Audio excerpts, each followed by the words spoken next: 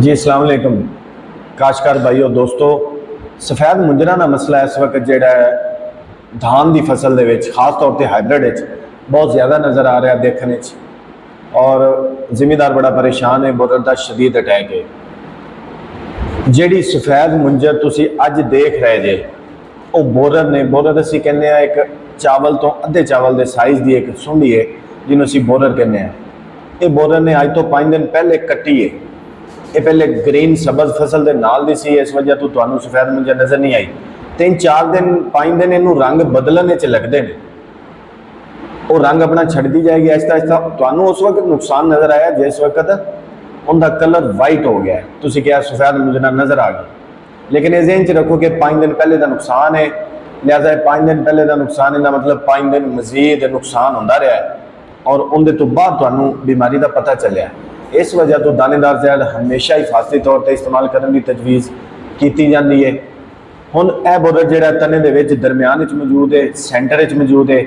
कोई ऐसा स्प्रे इन्नी जल्दी सरायत गुज़ीरी नहीं ज़्यादा रखता कि बोरर नूं असीं स्प्रे करिए और फौरी तौर पर 100% गारंटी नाल मार दईए। लिहाजा स्प्रे की बजाय फ्लड की ऑप्शन पर जाना ज़्यादा बेहतर है। दानेदार की तो ऑप्शन बिल्कुल मौजूद नहीं, क्योंकि दानेदार बजरी पर लगा जहर है, वो ही गल है। 4-5 दिन फिर लै जाएगा, बजरी तो जहर उतरेगा, जमीन के पानी जाएगा, पानी के विचों पौधा ऊपर उठाएगा।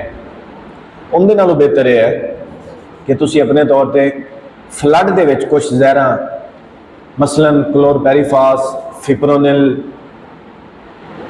गैमासाइलोहैथरीन, डेल्टामैथरीन, ट्राईएजोफास, ये कुछ जहर ने जिहड़ियां फ्लड करके असी बोरर नूं फौरी तौर पर कंट्रोल कर सकते हैं। लेकिन फार्मर दे विच अपने तौर पर यह ख्याल रखे कि किहड़ी जहर इस दफ़ा महकमा ज़राअत ने कुछ जहर बैन कीतियां ने एक्सपोर्टर एसोसीएशन वालों के साडा जिहड़ा चावल है बाहर जा रहा उहदे विच उहदी जहरां की बकाया जात जहरां वो मौजूद होंदियां ने। लिहाजा फार्मर अपने तौर पर इनकी सिलैक्शन जरूर कर लवे और उन्होंने तजावीज़ पर अमल करे।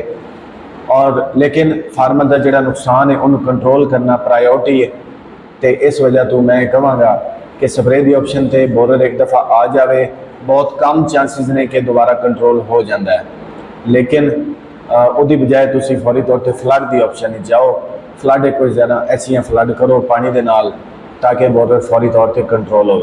अस्सलाम वालेकुम।